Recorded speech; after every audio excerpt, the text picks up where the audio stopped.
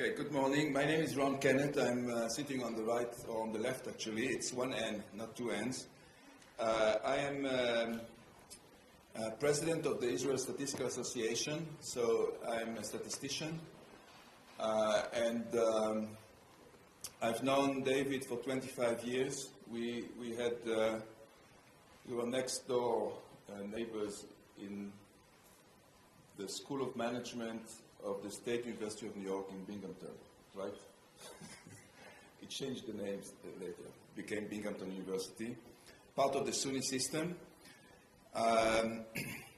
Don is from Albany, also part of the SUNY system. I know you have bios, and I'm not going to read the bios. I think people can do it on their own. It's okay. We expect some interesting discussion and controversy over a very interesting and important topic.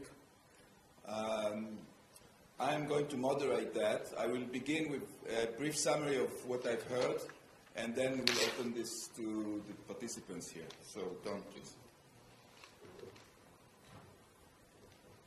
Thank you. Can we get the first slide up, please? The first slide? The first one. You're going the other way. There you go. Thank you. I'm thrilled to be here today, and I want to start out by thanking Rob and Corinne for organizing this event, but most importantly, for the wonderful work they're doing with this institute. It's truly, you know, I hate to use a biblical reference at this conference, but it's sort of a miracle. It really is what you've accomplished. So I want to thank you for organizing the event. And when Rob told me that he was doing an event in honor of the 100th anniversary of the birth of Milton Friedman, I was even more excited. Because like many academic economists, I was inspired to be an economist by Milton Friedman. So, and in fact, my first exposure to Milton Friedman was as an impecunious graduate student. I couldn't afford the regular textbooks, so I had to buy used textbooks, and I was able to buy a used paperback version of Capitalism and Freedom for 50 cents, and I was so excited about that because it was a great value. But what was even more interesting about that was that because it was a used copy, there were the scribblings of an outraged Columbia University student in the margins of the book, and you could see how much outrage Friedman's ideas, inspired in the typical liberal student at my university. So it's really exciting to be here. Now, the other thing you may not know is that Milton Friedman had an enormous influence on a literature that is still evolving on corporate social responsibility. And this is best evidenced by the fact that if you do a Google Scholar search of Milton Friedman, you discover that his article in the New York Times on the social responsibility of business is cited over 5,300 times in the academic literature. So as we heard yesterday in the wonderful video that we saw at lunchtime, there are academics today, as we speak, who are trying to prove or disprove Friedman's ideas about social responsibility. In fact, most of them are trying to disprove it. But, we'll hear about that later. But anyway, so it's really appropriate to have a session on corporate social responsibility because of that. Now, I was drawn into this literature in a very strange way. I'm trained as an academic economist, but I started looking at research in management that had been based on event studies. So I wrote a very scathing critique of the use of event studies in management and published it in the top empirical journal in that field. And the editor at the time said, you have to pick a particular topic where event studies have been used and poorly designed and executed. And corporate social responsibility was the one I selected, and that's how I got drawn into this literature. Started criticizing the empirical work. because there were a lot of politically correct editors of the journals at the time that were publishing papers on this topic because they wanted to show that firms could do well by doing good. Anyway, at some point we said, look, let's try to be constructive about this. Let's try to develop some theories that might improve the rigor and of the empirical work that's being done on corporate social responsibility. So that's really how we got drawn into this. And that's where we came up with the theory of the firm perspective, which builds on Friedman's ideas. Page down. That doesn't work. The arrow key. Okay. So I won't have time to do that. I'm just going to start with a very simple definition of corporate social responsibility. And you will notice in my definition that, thank you. You will notice in my definition that two words are underlined. The first is the word appear, and the second is the word beyond. And what I mean by this is that it has to appear that the firm is advancing some social or environmental goal. It may not actually be the case that they're doing it. There's often a difference between rhetoric and reality, and we'll hear more about that later. But the other point that's important is that it has to be beyond compliance. The firm just can't be simply obeying the law. They have to go beyond that. And economists would call this the private provision of public goods. So now I'll just segue into some discussion of theories. Ronald Reagan once said that an economist is someone who, upon observing that something works in practice, wonders whether it works in theory. So I have to have a little theory. And the first theoretical perspective that is important in this literature is the one that Friedman proposed, which is the idea that there's an agency problem within the firm and that managers are engaging in social responsibility for their own benefit, not for the benefit of the shareholders.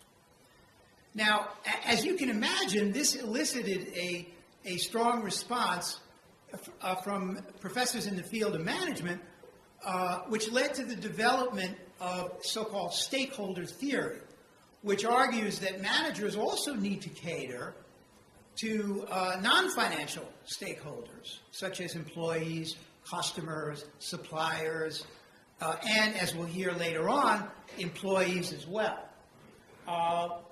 But they do so, the people who study this generally do not drop the assumption of profit maximization. They just say that you can use these stakeholders instrumentally. You can do it as a way to achieve profit maximization. Other theories are tied more closely to the strategy of the firm. The resource-based view of the firm, which is based on the Chicago School of Economics, argues that a firm has a unique kind of resource or capability that allows them to achieve and sustain a competitive advantage. And perhaps social and environmental responsibility may constitute such a source. And I'm not going to talk about that, but what's interesting about some of these theories is that they also talk about the role of asymmetric information. There's often information asymmetry between, let's say, a consumer and the firm with regard to the firm's social and environmental practices. How do you mitigate that? What are the implications of that? Now, one of the things I really like in this literature is the idea of using CSR as a preemptive strategy, that is, using corporate and environmental social responsibility to raise your rival's costs or to strengthen entry barriers to make it more difficult for your potential rivals, to enter the market. Classic example of that was a paper in the Journal of Law and Economics by Howard Marvel, who studied the enactment of the child labor legislation in the UK and found basically that there were two manufacturers. One was using child labor and one wasn't. And the one that wasn't using child labor and therefore paying a higher wage lobbied the parliament to enact the child labor legislation. Not because they were noble, but because they wanted to raise their rivals' costs. So I think there's some of this going on as well. Now, let me talk about demand first, in talking about this from a theory of the firm perspective. There are essentially three components to demand. So let's take this seriously. Let's look at it and see what the components are. There's investor demand, and here I have in mind the idea that you have screened portfolios, ethical investing, social investing, which has grown astronomically, where people want to screen their portfolios, not to have alcohol, tobacco, gambling, or defense, or whatever their preferences are. And then there's additional stakeholder demand for corporate social responsibility, which could emerge from workers, from suppliers, from the community, and other stakeholders. How does the firm respond to that? Now, what do I mean exactly by consumer demand, and how is that manifested? What I have in mind here is the idea that corporate social responsibility is essentially almost like innovation, in a sense. It's a mix of both product and process innovation. That is the creation of new product categories and features or attributes. I would call that product innovation. And the other is process innovation, where people care not so much about the output, but they care about how the product is made.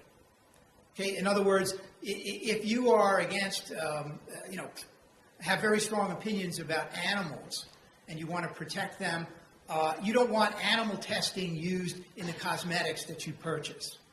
It's not so much about the cosmetics itself, but the process. Okay? So it's kind of a mix of both product and process innovation. And again, these categories have exploded.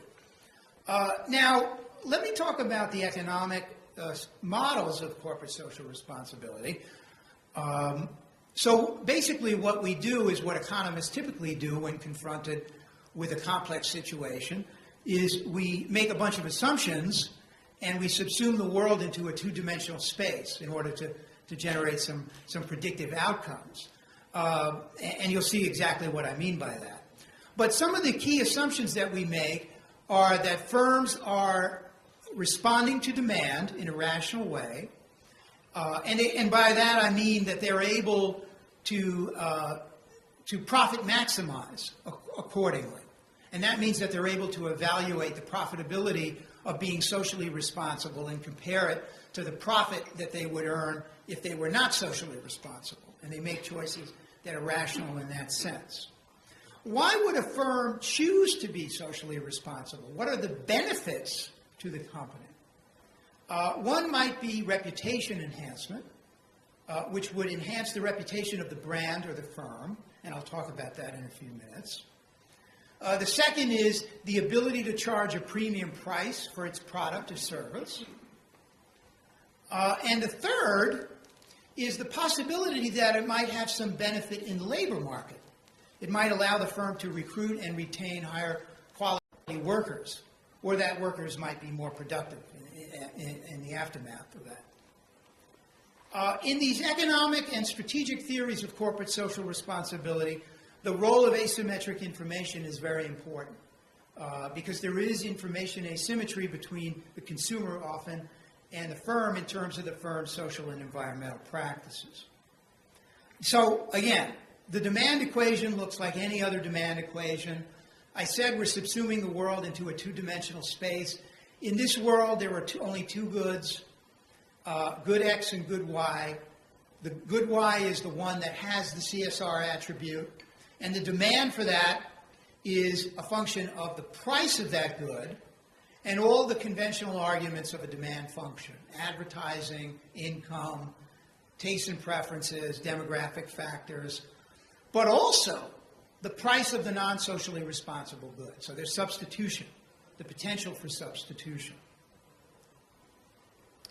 Now, as Milton Friedman would, of course, note quite quickly, it's one thing to talk about demand, but social responsibility is not manna from heaven, right? There's a cost associated with it. So we have to think about what the resource costs are associated with providing this level of social responsibility. And that means that we have to think about it, let's say, from a production function framework, that there may be additional capital, there may be additional labor, there may be additional materials that have to be devoted to this activity. And we see this in the real world. Many corporations now have managers of corporate social responsibility. They're using special ingredients and intermediate goods and materials that are socially responsible and in their production. So the bottom line is that it entails higher costs.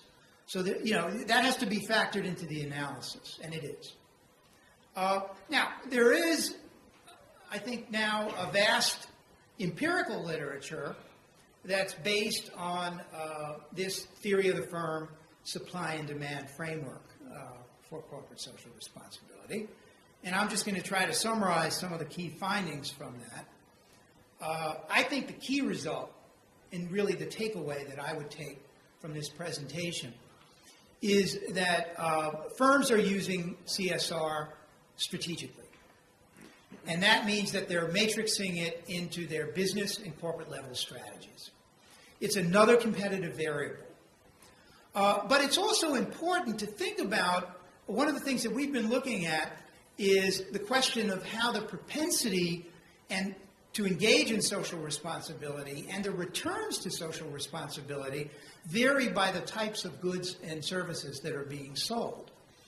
So one of the great Chicago-trained economists named Philip Nelson once developed a taxonomy of goods and services, and he said there's three types of goods. There's search goods, there are experience goods, and there are credence goods and services. A search good is a good whose quality you know before you purchase it. You go to the store, you pick up the fruit, you smell it, and you buy it, and you know how good it is.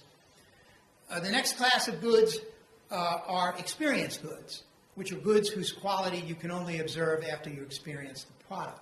Like a car, you have certain, information on the attributes and the features of the car and the reputation of the manufacturer, but you only know how good it is after you experience it.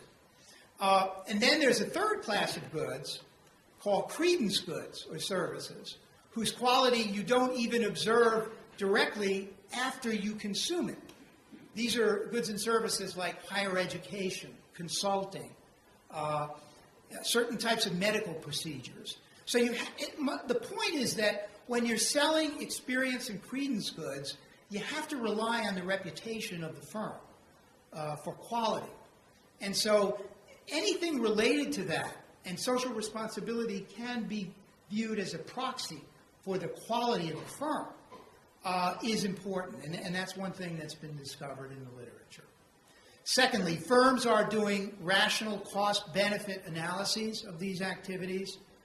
I think another key stylized fact from the literature is that corporate social responsibility is very strongly positively correlated with R&D and advertising. I mention that because R&D and advertising are variables that are related to product differentiation. So this gets back to my story about how social responsibility can be used to differentiate the brand or the firm. And so not surprisingly, it's correlated with those variables, such as research and development and advertising, that we normally find in a firm that's engaged in product differentiation. Individual managers and CEOs are making these choices strategically. David and I have done some research on this. So the idea that there's strategic CSR is understood by CEOs. I see that there are some young people in the audience, at least there were yesterday. It's too early for the Hebrew University students to come over, probably. But so I always like to, kind of put a pitch in for areas where we need some additional research. I think there's been this fetish in the literature about trying to prove or disprove Milton Friedman, and that's very, very good thing to do by showing that there's a correlation or lack of a correlation between the firm's social practices, the social performance, and its firm and the performance of the firm. That's where most of the literature has been, but not enough on how managers should actually allocate resources to this. That would be useful, I think, to managers and help us understand a little bit better what the trade-offs are associated with engaging in social responsibility. In particular, what we need evidence on is the relationship between productivity and efficiency and engaging in social responsibility, and we're just starting to develop that. Also, it has been asserted, often without a lot of empirical evidence, that certain types of organizational practices that are socially responsible will have a positive impact on firm performance, and I think the jury is still out on that. We also need more empirical evidence on the demand side. How much are customers really willing to pay for social responsibility? This is fertile ground for hedonic studies of corporate social responsibility, trying to really tease out how much consumers are willing to pay for these things, the characteristics or the socially progressive, whatever you want to call it, production processes. And then issues about corporate governance. One of the big issues in corporate governance today is how corporate boards affect strategy. Well, I'd be interested to know how corporate boards both monitor and influence strategic corporate social responsibility. We're also starting to look at the role of the media in social responsibility. That media tends to play a very important role in either enhancing or tarnishing the image of companies that engage in this activity. What are the impacts of certain types of advertising on corporate social responsibility? And David is, I know, looking specifically at the role of individual managers and CEOs and how that affects their ability to lead corporations and their effectiveness as a leader. These are very, very micro questions. You know, when Friedman weighed in on this topic, he was thinking about it from both from the firm's perspective and from the societal perspective, as he should have. But we also need to learn more about how these policies are affecting individual managers and individual employees. And that's, in fact, the special issue that David and I are doing of one of the leading journals in the field of human resource management, is attempting to look at how these corporate social responsibility policies affect individual employees. There's a large literature in management on the importance of commitment, the organizational commitment, and how does corporate social responsibility affect the commitment of individual employees and perhaps affect their productivity? Does it improve it, reduce it, or have a neutral effect? We really don't know. Anyway, I thought it would be interesting for you to learn about how Friedman's very short piece on corporate social responsibility has inspired this whole vast interdisciplinary literature on corporate social responsibility, and it really does go, proves the point that was made in the video yesterday, that his work has inspired many academics. In this case, a lot of the academics are on the left who study this, and what we tried to do was bring some of Friedman's rigor to this question, both theoretically and empirically. And I think we had an impact on the literature, but as you'll see, there is some debate about where we need to go in the future, and I'll let David handle that. But I really want to thank Rob and Corinne for inviting me, and I look forward to your questions and comments.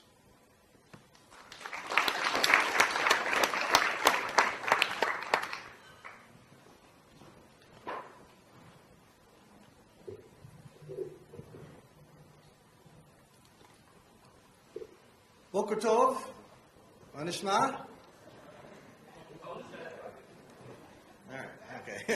Beseder. I really would like to thank Rob and Corinne as well. You've done a fantastic job with this conference, keeping things going and organizing things, and I'm really happy to be here. If you would like, by the way, if you would like a copy of the slides that I'm showing today, you see my email address up here. It's pretty simple, waldman@asu.edu. First thing I'd like to say is that I've known Don for about 16 years, and even though some things I'm going to say today are somewhat challenging to what you've just heard, we've actually written together, we're good friends, doing various projects together, and in many ways this is, I think, symbolic of where I think a lot of research and researchers should go. People with different perspectives, and we do have different perspectives, working together. My perspective is as follows. I am a leadership researcher, and I'm a management researcher, and that's my background. I'm not an economist, so I come at this with a different point of view than perhaps what you're used to.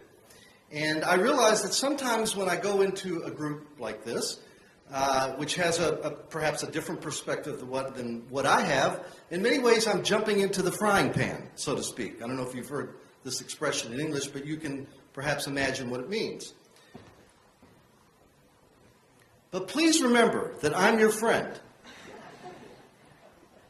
Okay? I'm your friend.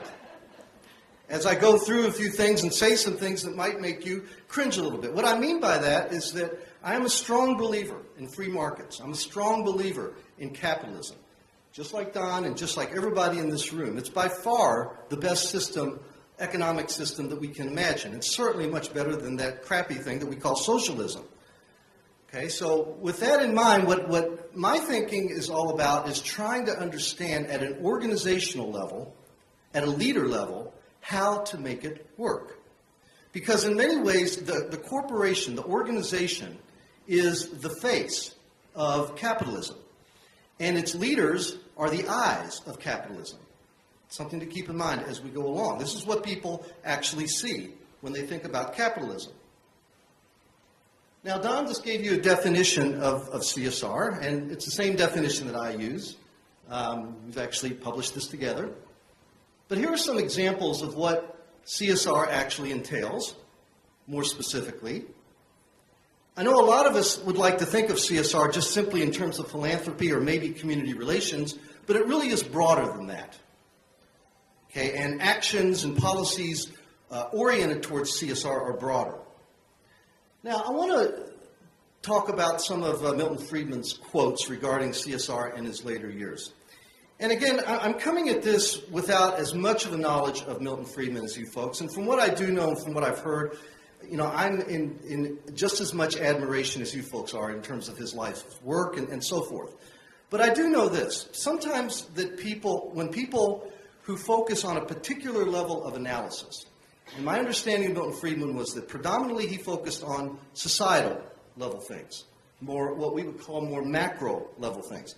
Sometimes when they cross levels of analysis down to, let's say the organizational level, which is what I'm calling the face of capitalism, sometimes things can get a little bit dicey and a little bit controversial. So I want to give you an example of this. This is a quote that was taken, and I'm basing this on a quote from a book, and I'm hoping that the author is correct in this quote. The book was The Corporation, which is a controversial book in and of itself, but it was an interview done by the author of the book, who, forget his first name, his last name is Balkin, and it, meaning CSR, is like putting a good-looking girl in front of an automobile to sell the automobile. That's not in order to promote pulchritude, that's in order to sell cars. By the way, I had to look up pulchritude. It's an Old English word meaning physical beauty, basically. Now, there's two implications of this quote, this and other quotes of Friedman, that the strategic CSR thinkers, like Don, have picked up on. One is that a strategic view of CSR would suggest that actions that are designed to serve the needs of stakeholders, and they tend not to like that word stakeholders, right, because they don't like stakeholder theory and so forth. I know. Okay. Without clearly calculating the effects on shareholders or owners, that's immoral. That's what they would say. But CSR used as, and again, these are two quotes from Friedman in some other writings, used as hypocritical window dressing or cloaking can be virtuous or moral as long as it serves the bottom line. Now, you can extend the logic further in this and say that it may be okay and even a good thing for leaders to be a little bit deceptive and inauthentic regarding CSR as long as the goal is to maximize profits. That could be a logical extension. And in some of the writings, or at least some of the talks, I see Don nodding his head. Okay, fine. Well, why not? All right. Now, my question is this. From a management point of view, from a leadership point of view, does this line of thinking really work for both business firms and society as a whole? Is this going to make capitalism work if the corporation is the face of capitalism? And can it even be dangerous? Those are the questions that I want us to think about. And, by the way, this debate that we're doing now is not the first. These guys, Mulligan and Shaw, had a debate, not so much on the organizational level, but just in terms of some of Friedman's writings in general, back in 1988 in a journal called Journal of Business Ethics. And Don and I had a debate on getting down more to the leadership level in Leadership Quarterly in 2008. And now this is round 2, essentially, of our little debate. So here are my goals for the remainder of the session. I want to talk about capitalism in the context of public opinion, and I'll get back later about why I think that's important. I want to separate, this is something that might make you cringe a little bit, separate capitalism from capitalists. I do think there's a difference. We're talking about the system versus the people associated with the system. Separate instrumental from integrative leaders. Don has just told you about a philosophy of how leaders should be instrumental and actually are instrumental in terms of CSR. I'm going to show you a different perspective. And then I want to put it all together in terms of some final thoughts and conclusions. Now let's start with a little bit of polling data from a fairly recent Rasmussen poll. Take a look at these numbers. This is in the United States. I look at these numbers and I get scared. I don't like it. I worry about it, especially for younger people. That's not good, I don't think. And we'll talk about in just a moment why I think that's not good. Some of these numbers about tending to lean towards socialism so much. Okay, it's interesting though that capitalism is a bad word, but free markets is not such a bad word in people's minds. I find that to be interesting. But I'll give you some data on this that I think may help explain it.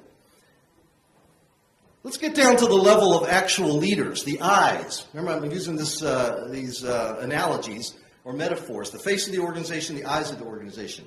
If leaders themselves are the eyes of the corporation, take a look at these numbers. People have very little faith whatsoever or confidence in the top-level leaders of corporations. They tend to have a lot more faith in small business leaders. Maybe when they think free markets, they think more in terms of the small business leaders. I don't know. But then I ask this question. Could it be that the face of capitalism is the corporation and its eyes truly are its leaders? And that's what people are thinking about here with these sets of numbers. And then we could ask the question, who cares?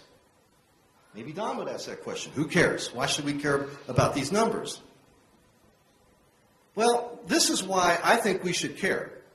Capitalism does not exist in a vacuum. There are socio-political forces that come into play in determining how or even whether capitalism is allowed to exist, except maybe in a place like China. They dictate capitalism these days, but in societies that we're used to, like Israel, United States, public opinion does matter. Why does it matter? Because there can be backlash or against perceptions of irresponsible leadership on the part of corporate executives. And by the way, the level of the bar in terms of determining who is responsible seems to be constantly going up. I think that's something that Don and I would both agree on. He would lament and say, well, that's too bad. We got to find ways to convince people that we're really being responsible and so forth. In response, politicians institute regulations and laws that can lead to inefficiencies for business. That's a term you're very used to. I don't like the idea of inefficiencies either. That's not good. But the laws get passed, I think, as a form of backlash. Sarbanes-Oxley is a good example. We've had other examples in the United States. So many leaders who are perceived poorly by society may also be perceived poorly by organizational members, and this has bad effects on their organizations. We've shown that through our research in various ways. Okay, so let's get down to the bottom line. What exactly do I think is the problem, and what's the solution? And I ask you to, as another question, consider this. The capitalistic system, does it work this way? Capitalistic system is set and it just naturally affects the behavior of capitalists. We're sort of like pawns of the system. Does it work that way? Or is it like this? The behavior of the capitalists and their agents like chief executive officers who perhaps don't have a huge stake in the firm from an ownership point of view, but they're agents, does that affect the capitalistic system, or at least how it's perceived by society? I tend to believe that it's, at least to a large extent, that way, the second way. So the bottom line, if you follow my logic, if you buy this logic, maybe you don't, but if you do, the problem is not capitalism per se, not at all. But the problem may be the capitalists, or at least some of them, and especially their agents, the CEOs. That may be the problem. And if that's the problem, in other words, we have an old saying, the people make the place. If the people make the place, maybe the people make the system as well. Now, I know that a lot of very macro level thinkers, system thinkers, don't like that. They think that we're sort of like pawns of the system. But as more of a psychologist type of person, I am by training a psychologist, I do believe that the people make the place to a large extent. Okay, so where does all this leave us? Well, here's Don's perspective, what I would call the instrumental perspective of CSR, corporate social responsibility. And here's another perspective about CSR. That people in leadership roles who institute policies stressing CSR do so, or should do so, based largely on their courage, moral conviction, and a desire to balance the needs of multiple stakeholder groups. Here's one of the faces of this approach. I know this makes you cringe. And one of the reasons why this makes a lot of people cringe is that we know Ben and Jerry's, they tend to have very left-leaning philosophies. And a lot of people who view this second approach think, well, you must be left-wing thinker and blah, blah, blah, in order to have this philosophy. Nothing could be further from the truth. There are a lot of people, and I'm going to show you an example in just a moment, who have right-leaning philosophies politically that go along with this second approach to social responsibility. So there's variance there. Now, I ask you this. Which orientation do you primarily have, and how do you really know? How do you really know whether that orientation works? Here are some pictures of some people. This is Herb Kelleher. They say a picture's worth 1,000 words, right? So I'm going to show you some pictures. Herb Kelleher of Southwest Airlines. Howard Schultz, founder and CEO of Starbucks. Mary Kay Ash is now deceased, but I think she definitely personified this perspective of social responsibility. And then there's this guy, John Mackey. And, in this book, that you all, I guess a lot of you picked up copies on, there's an excellent interview with John Mackey. So what I want to do right now in just a few minutes is bring this guy to life and take you to this Conscious Capitalism website. Go down. Yes, go down the page. Down the page. There we go. Oops, there. There we go.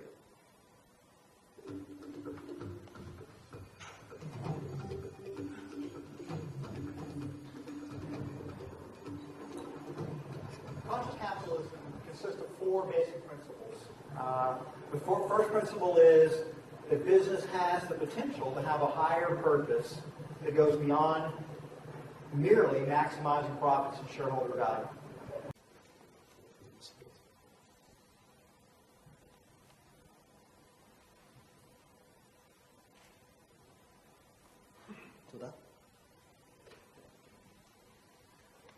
Okay. Let's now pick this apart a little bit. What are we talking about by this type of leader that you just heard versus the type of leader that I hear Don pushing as a possibility? These instrumental leaders. All right. First off, I will acknowledge they probably are the majority of business leaders out there. And they want to stress real precise return on investment for any CSR actions. We've got to calculate and we've got to be specific with regard to CSR actions. They use CSR, and you heard about this before, largely for image building, keeping up with the Joneses, that's an expression, keeping up with industry standards, that sort of thing, or maybe even damage control. We saw a recent example of this with Spirit Airlines in the United States, where I think the CEO got into a little trouble and sort of used CSR for damage control. They tend to practice, like I hinted at before, deception and inauthentic leadership, and even like Don talked about before, delegation of CSR. They got CSR managers. You go do the CSR thing. Don't spend too much money on it, or don't do too much, but try to present a good image, is what they're telling people. Now, on the other hand, you have these integrative leaders, and this is more what they're all about. They recognize that returns, ROI from CSR, or lack of CSR, may be somewhat long-term and somewhat intangible. They attempt to integrate CSR within their business philosophies, and here's another word that might make you cringe, collectively oriented organizational cultures. Not collectively oriented societies, organizational cultures, organizational level. They practice integrity and authenticity and leading by example. And you may say, well, how do I know that they're really authentic? How do I know what's in their hearts? The way, I don't know. But I do know that you can follow people day by day, year by year, follow their actions, see whether their actions align with their words. And the people who I just mentioned, like Herb Kelleher, John Mackey, they practice this stuff over time. That's what makes me conclude that they truly are authentic. They're not perfect people. Even John Mackey has run into a little bit of problems. I don't want to get into that. But anyway. Now, here's the fallacious basis of the instrumental approach to responsible leadership, the instrumental approach. Two key fallacies. One is it's based on principles of what I call transactional leadership and even authentic leadership, and these things have been shown to, through our research, to be inferior if we're trying to correlate with organizational outcomes to things like transformational and authentic leadership, which is more in line with this term integrative that I'm using. Now here's another one. CSR character, and Don mentioned this before, CSR characteristics will inherently entail higher costs because firms must devote additional resources or inputs to CSR efforts. Number one, that's simply not true. There are a lot of things that firms can do, and I give some examples up here, that could end up with CSR types of outcomes, the way I defined it before, without really costing anything. Even actions like continuous improvement that I know that Ron has some expertise in. And there's such thinking is likely to preclude risky or innovative CSR efforts. I'll give you an example of this. Some firms these days are allowing employees like 40 hours a week of paid time to do community-type projects, to give back to the community, in other words. This is a clear example of CSR. Should we only engage in such practices if we can clearly show that there's no cost, that the return is high, and so forth? Well, I have nothing against trying to understand what the returns are, but the problem is if we really wed ourselves to that type of thinking, we may never engage in things that could be oriented towards CSR. And I can think of one firm, Timberline, that actually has that policy. I'm not sure they've ever studied it, but I think that Timberland, has pretty good returns, that they make profits, and they have so over the years, have a very committed workforce, and have realized some positive outcomes. Okay, some final thoughts. It's my last slide.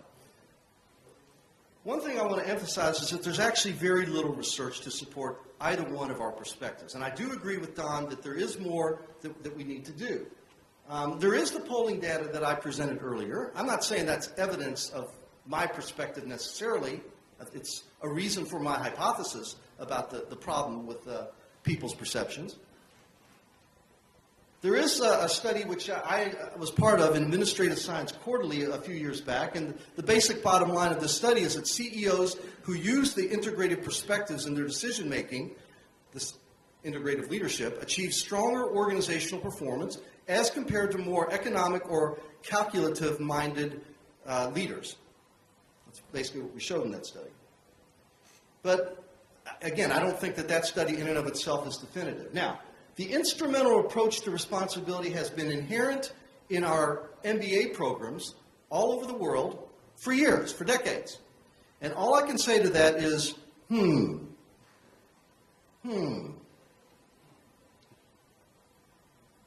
Think about that for a moment. There's a lot of people out there, and I think for good reason, questioning exactly what we're doing with our MBA programs. What kind of mindsets are we putting out? What is it leading to in terms of the face and the eyes of corporations that the public sees? Maybe what we ought to be doing with our MBA programs is stressing at least a little bit more towards the integrative side of things, what I'm calling the integrative leader. There's more than one path to integrative leadership, but the common denominator is a passion. These leaders have a passion for something other than, or at least more than, profit maximization. But, with that said, nobody, including me, is suggesting that managers should not be held accountable to their shareholders and to their owners. Nobody is suggesting that. John Mackey's not suggesting that. I'm not suggesting that. And anybody who would suggest that I'm suggesting that is wrong. Okay? Collectivism is not necessarily a bad thing if applied at the organizational level and if balanced with individual incentives. And that's what these guys do. They're able to somehow, and this is a paradox, but in many ways good leadership is about paradoxes, they're able to balance the individual and the collective organization in how they run things.